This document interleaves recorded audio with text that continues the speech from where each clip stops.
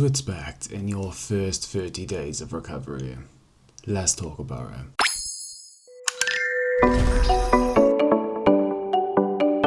I'm going to keep it completely real with you on this one. The first 30 days is going to be the hardest. The first 3 months for me was the hardest, but the first 30 days, let's not even talk about the first week, that's crazy in itself. But the first 30 days, when you finally get to that stage where you can reach that threshold, because the problem I kept on having is I couldn't get past 7 days.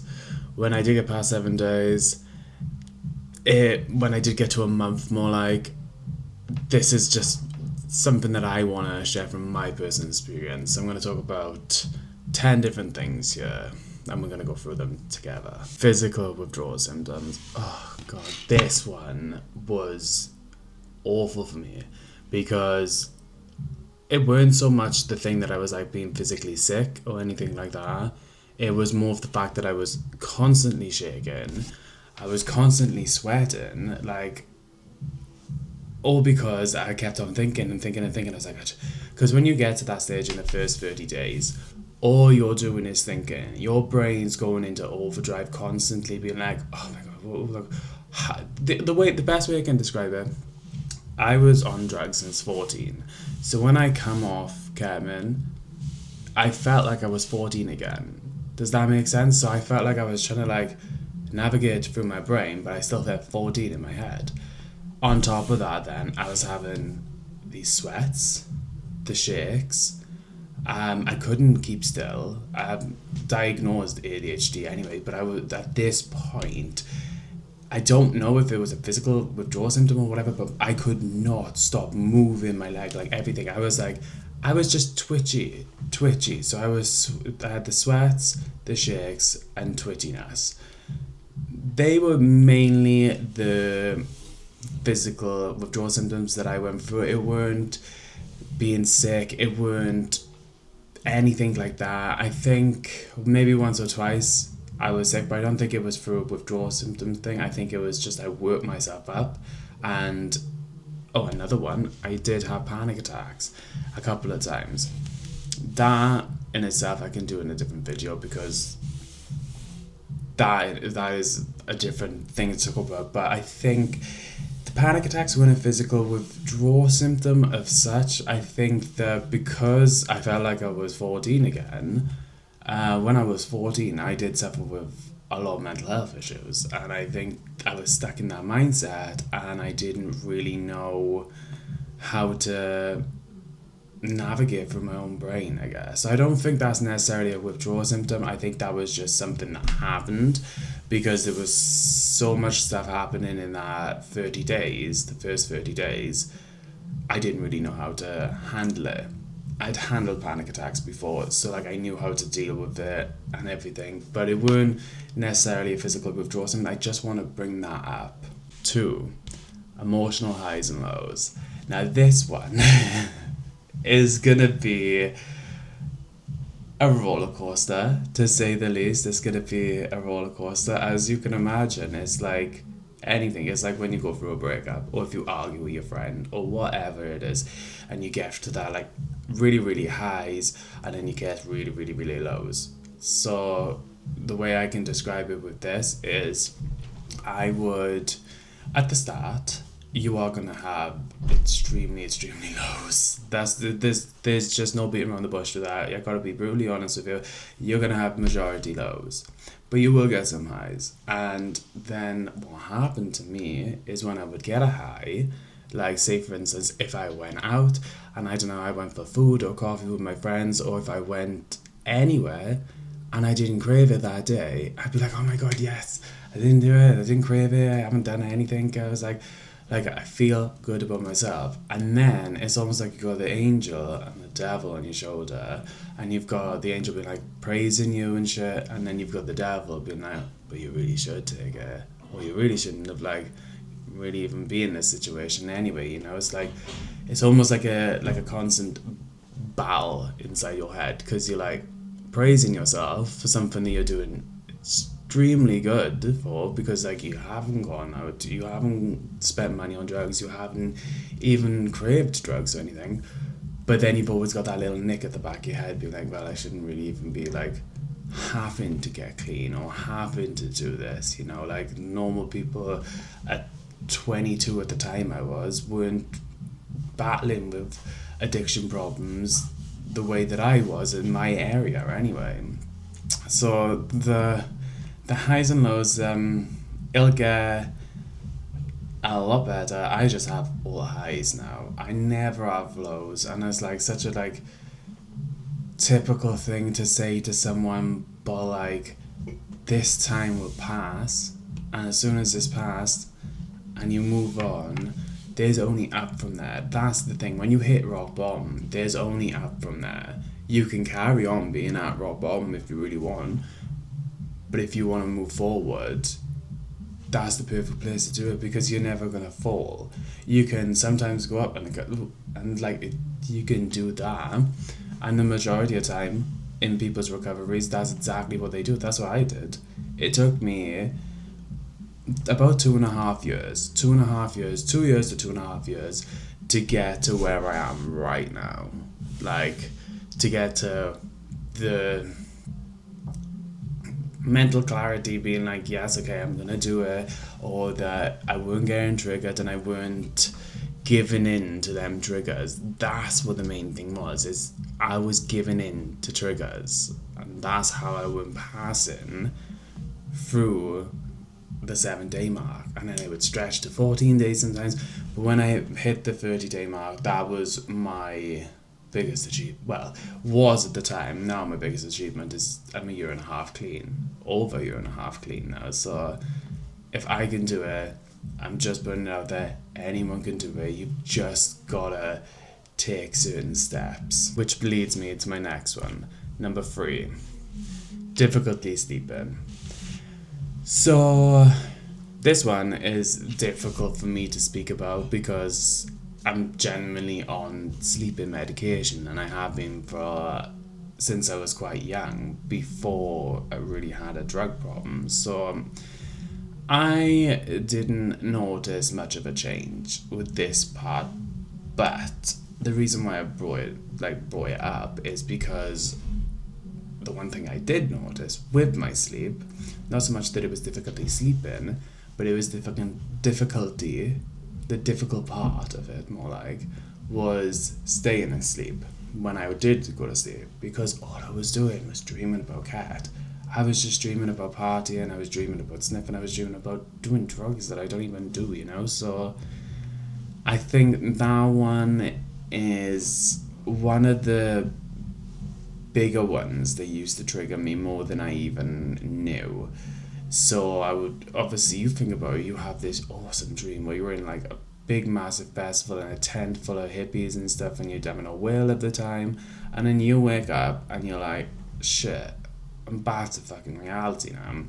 And a lot of the times that's what would trigger me into then relapsing, because I would just be like, it'd be in my head, and then I couldn't let it go, and I would give in. That's what would majority of the time happen, and it does get easier. I don't dream that much about it now, but I still do. So a year and a half later, still do have the odd one or two, but it's not crazy.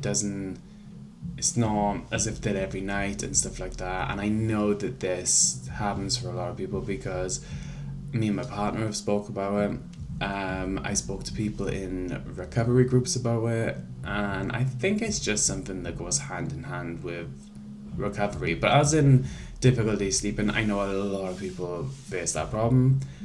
I didn't notice the actual like trying to fall asleep a problem, because I could never really fall asleep anyway, but it was when I was asleep, and then sometimes I would be like waking up, and obviously then the bladder pain on top of that was, I was waking up sometimes like 6 times a night just to go to the toilet. So difficulty sleeping was definitely there with me, but it was more the trigger side of things rather than actually get myself to sleep because my brain's always been a bit crazy. I can't really just put my head to the pillow and fall asleep like my partner can, because I envy him for that one. But yeah, difficulty sleeping was definitely a hard one as well.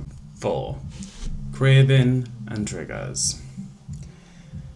This one is a bit harder to deal with because everyone will take a different route with this, and the way that I did it, to me, it felt healthy, but reality probably wasn't the most healthiest thing that I could have done for my own mental state. But craving wise, you just have to get past that. Like, if you've been doing it for a long period of time, you know what I mean by saying that is you'll just have to try and ignore it and put it to the back of your brain or replace it with something. That's the main thing. So like, when I would always have cravings and stuff, I would go for a walk. I live in a very lucky to live in a beautiful part of the world where there's lots of mountains and stuff.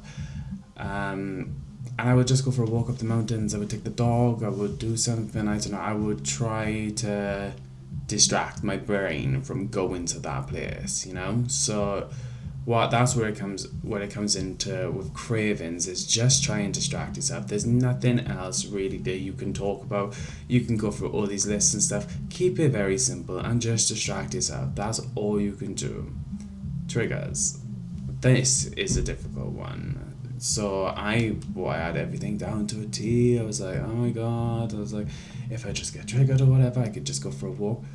But like if you're in a certain situation where you're in a friends group and you go for food or you go somewhere and I don't know, there's drinks involved or something, and you can see people around you drinking, and maybe you're having like a glass or whatever, because I never had a drinking problem. But what I noticed and I did quit drink for quite a while actually, until this like sorted out itself, is when I would have a drink, I would instantly be triggered into getting a bag. So I had to stop it for that reason. But what I did then is I cut all ties with any sort of place that would trigger me. So pubs, clubs, festivals, which I was really sad to do that because I really did enjoy festivals, but they are like the biggest ultimate trigger. But I know a lot of people that go there and have a great time and they stay sober. It's not something that you don't have to do.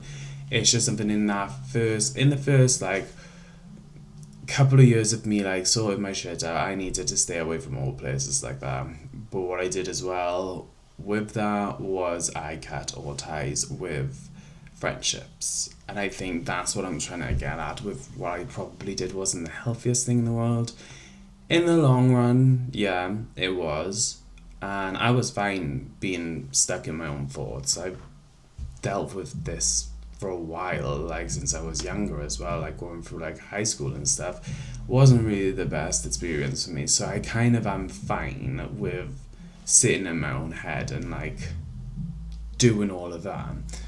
But I think cutting ties with everyone was probably a little silly for me to do, if I'm being completely honest, because some of the people that I did have as friends, they were good role models and they weren't on all of these things. But I was on my own journey, man. I needed to like get to the stage that I needed to get to, and I needed to be selfish in that, and I needed to cut ties with everyone. I needed to leave all of that shit behind and focus on myself, and that's exactly what I did. I don't regret a damn thing about it.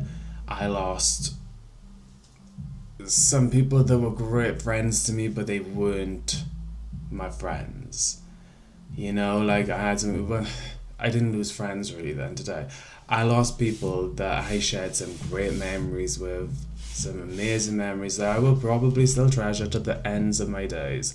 But I made the right decision and I don't regret a damn thing about that. 5. Increased awareness of your emotions. So what I mean by this is I personally dealt with this because, like I said just now, I cut everyone off. I cut everyone off. So I was alone in my head for a while. And I got in touch with myself. It sounds so weird to say, but like that's the only way I can describe it. It was almost like I was like trying to rewire my brain and like learn all the shit that I feel like I missed out on in my past from wasting the best part of 10 years on like not ketamine but drugs in general. I think that gave me a lot of time to sit in my own head, and I understood when I was like happy and how I felt, and I understood when I was like sad and how I felt. So what I mean by increased awareness of emotions is if you're in a situation where you're out and you don't like it, or you don't like the person you're with, or whatever, you can just go leave. And I think that's really, really good quality to have, because you're never going to be forced into situations that you don't want to do, because at the end of the day, you know your own worth and you know your own value. And if someone coming into your bubble is going to disrupt your emotional peace, we'll call it, and you can step back and find a way to get that person out of there, I don't think there's anything wrong with that. So I think that learning that, having that time to myself and learning to understand my own emotions was probably one of the best things that I did. And I think this is one thing that most people struggle with as well, is especially people, not people that haven't gone through this though. I feel like anyone that's gone through sobriety, they all have this type of emotional awareness. And if someone's going to come into that bubble and trying to like mess with your emotions or whatever, you're never going to allow that to happen, because you've been through the gutter, you've gone right at the bottom and you've brought yourself right back. So to have someone then try and like burst your bubble, it's never going to work. And I think that's a beautiful thing that I learned, and no therapist would have been able to ever teach me that. And that's, I think, is something that you need to learn in here type of thing. And I'm very grateful for that. Sometimes it can get me into a little bit of trouble because I'm quite a loudmouth, we'll call it. And if I can call someone up on their bullshit, I'll always call someone up on their bullshit respectively, obviously. But if someone's messing with my emotional peace, then I've learned how to deal with it, I guess. 6. Physical improvements. There's no doubt about it that anyone that has gone through addiction and then they go through the first 30 days of your sobriety, you're gonna feel so much improvement, probably the most improvement in the first 30 days than going forward type of thing. Because I think it's such a weird one to describe, because it's almost like you're healing internally from it and mentally. So you're going to notice the most change at the end probably of the 30 days, because the first 30 days is probably going to just be like complete roller coaster, it is. But with me personally, what I noticed was towards the end, then my bladder started improving. My nose had healed-ish. It's never gonna really heal, but like, you know, I always used to have little cuts in the corners of my nose here, so they completely healed. The back of my nose, I got a deviated septum from it. There's a hole. I got a hole going through my nose, and that's why if you hear me, it sounds like not very nice. But it was just constantly clogged. It was disgusting. But that healed as well. Physically as well, I guess my I guess my appetite. I guess you could say appetite because I couldn't really eat or do anything really, but I guess that's one of them. But mostly physical improvements was my constantly needing to go to the toilet, for one. We'll just put it that way. So that slowed right down.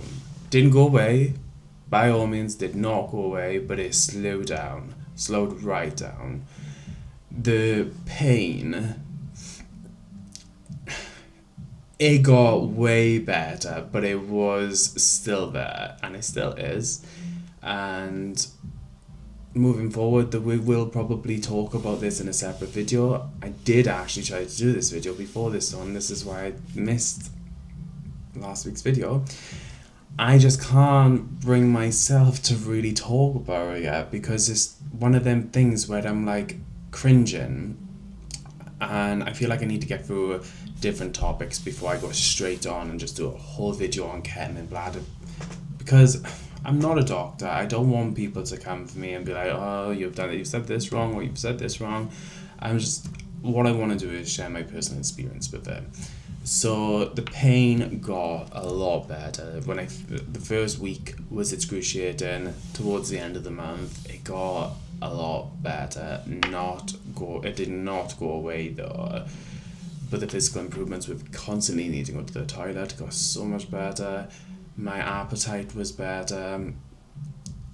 Everything apart from the actual physical pain of the bladder was better. Everything, but the pain with the bladder is still an ongoing thing, and it may be for a very long time, or maybe the rest of my life, and that's just something that I have to deal with because I did this to myself. And yeah. 7. Heightened sensitivity to stress.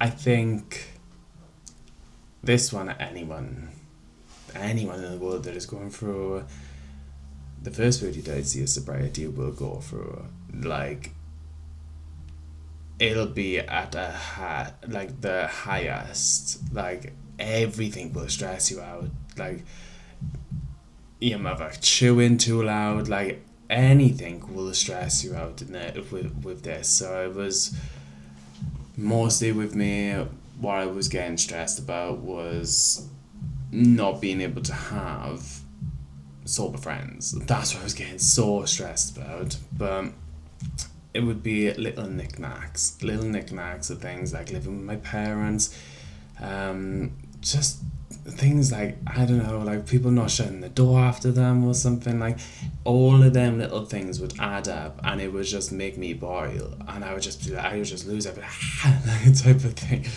And I think that's just something that everyone will have to deal with. I think it's very important to know that you're going to have these highs, lows, and majority of your stress is going to be like up here.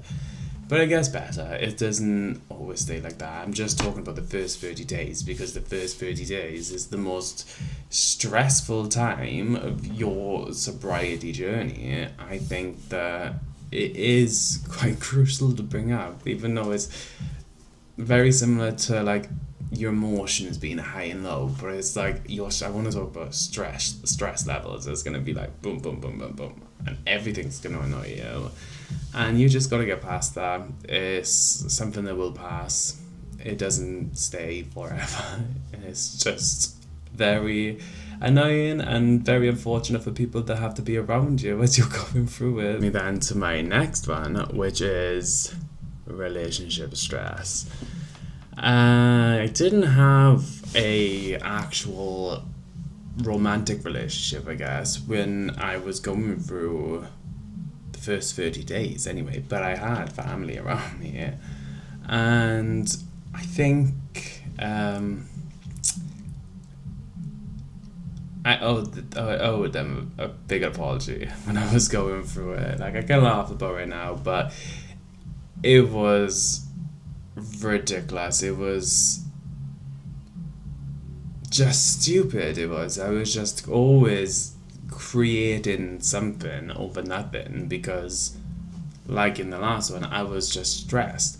And I think when things like that happen and stress becomes a big part of something, you take things out on people that mean the most to you. And I do really, really regret that whole part of it. I feel for how I treated my mother and how I treated my family. At the time, though, I was going through so much shit. There's no excuse for it, but I was going through so much shit. They understood, they did, that it wasn't just I was being an asshole. It was just the fact that I was just trying to navigate through my life and trying to figure out, well, what the hell am I doing, type of thing. Because drugs had just been my life for, well, nearly 10 years, and ketamine had been my life every day for six years. That's a long time. So you're definitely going to create some relationship tensions. I can't really speak on the romantic side of things. I can just speak about family relationships and just friendships and everything in general. But yeah, it's going to definitely create a little toll on that. But if you just surround yourself with a very good support network, close friends and good families and stuff, you'll be completely fine with this. 9. The need for a routine.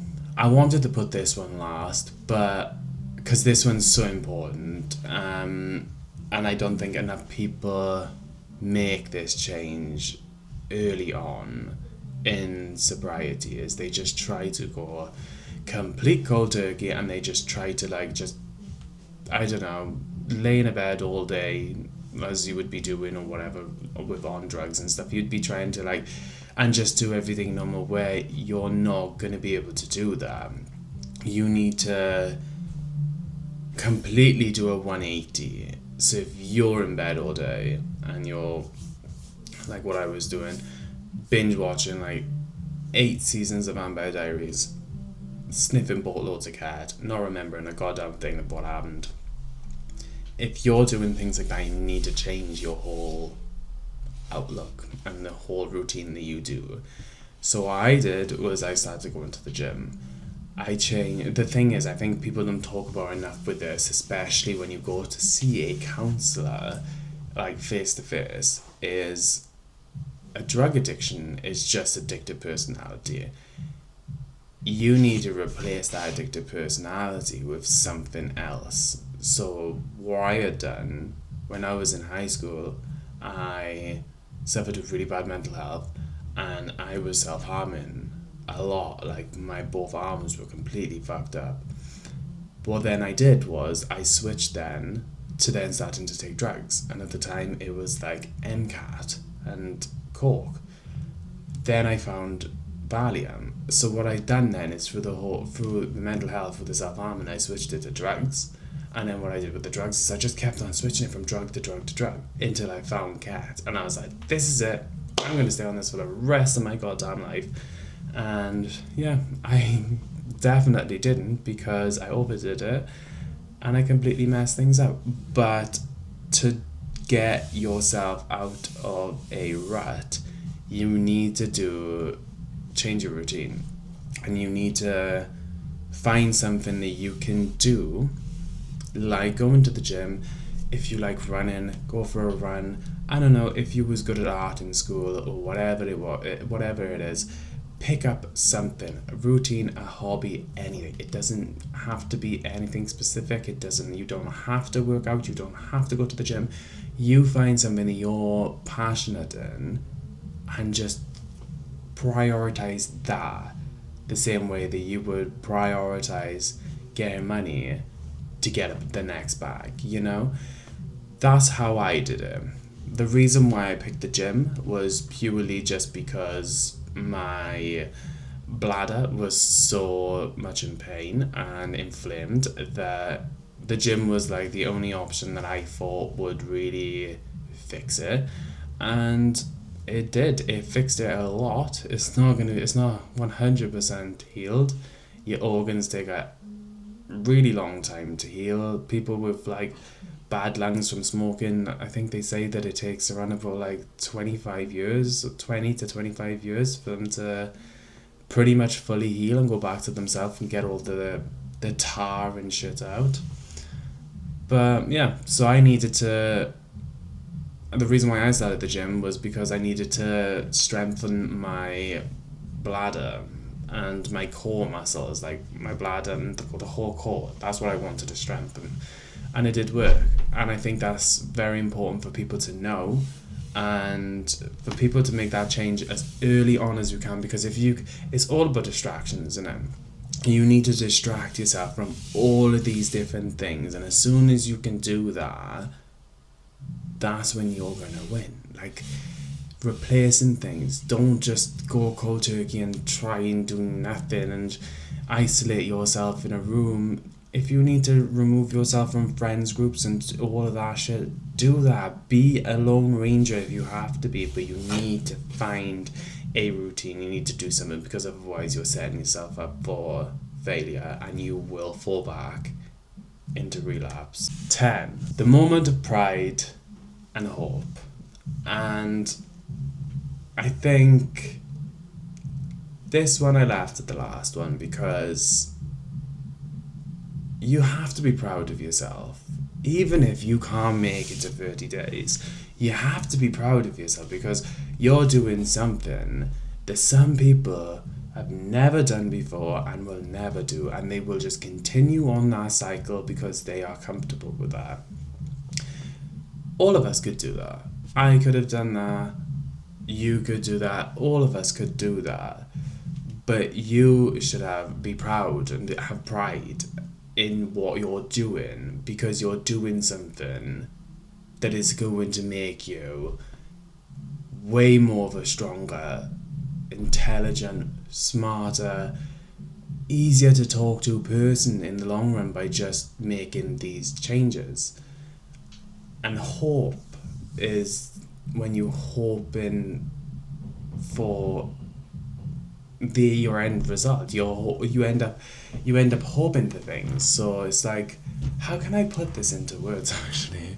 So it's like, right at the beginning, when you're going through, like when I said number one, physical withdrawals, right? So when you're there, you have no hope. You're just like, oh, this is like, it's never gonna work. I don't know what to do. All of this, and then when you get past everything, you're like, I couldn't do that. I don't think I can do this. And then you do it, and you're like, oh shit. And then you're hopeful of the rest of things is gonna happen. So that's like, you're hoping for a better life. You're hoping for yourself to be the best version of yourself. You're hoping to build these relationships back up with people that you had wrecked and all of this. You're hoping to build a stronger family connect, and you're hoping to build a better support group in a friendship or anything. That's what I really mean by hope. Moment of pride and hope.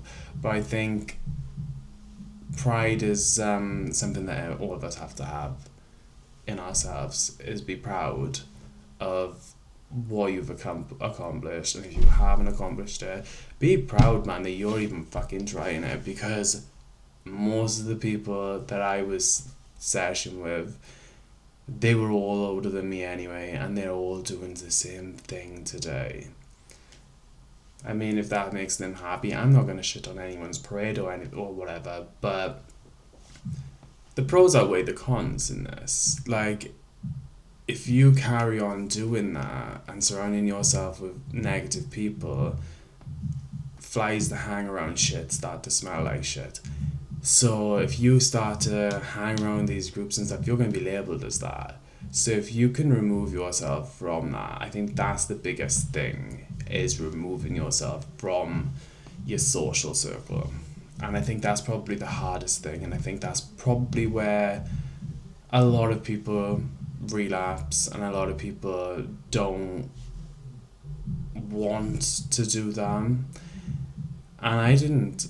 It took me years to do them. I cut off everyone bar few, and the few that I kept around me were probably the worst people that I could have kept around me, you know? So I think it was, I think that's probably the hardest thing. But then when you do that, you can be proud of that, and then you can hope for new friends and stuff like that.